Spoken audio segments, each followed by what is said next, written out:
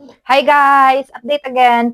Di ba gumawa ako ng previous video ko about preventive measures para pag nakaramdam ako ng symptoms ng magde-depress na ako, gagawin ko tong mga to prevent me na maging super low or super depressed.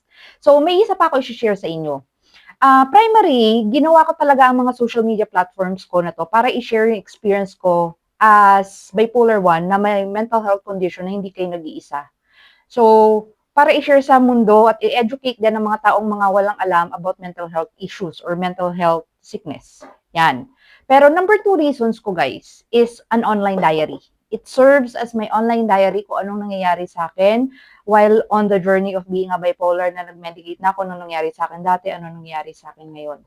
Guys, pag nakakaramdam na ako ng depressive episode, I'm going back to my videos. Especially those videos na nakangiti ako. Yes. And I'm not sure if it is a mania or grandiosity. Sorry naman po sa pagbubuhat ng bangko. Kasi amaze na amaze ako sa sarili ko. Nagagandahan ako sa sarili ko. Kasi I'm 40 plus na guys.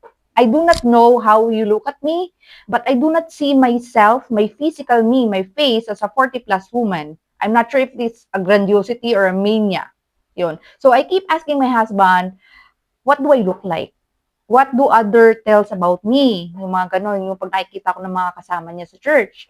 So, ewan ko guys, gandang-ganda talaga ako sa sarili ko. Pag pinanonood ko yung mga videos ko na nakasmile, gumagawaan yung loob ko.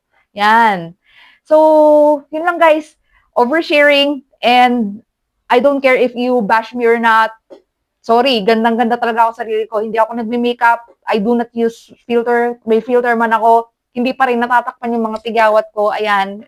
I do not use filter na mabubura na yung mukha ko. Yan.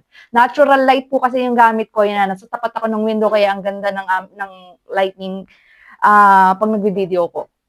Yun lang guys. I'm sharing too much and walang masamang magbuhat ng bangko paminsan-minsan. If that will boost your self-esteem, go for it.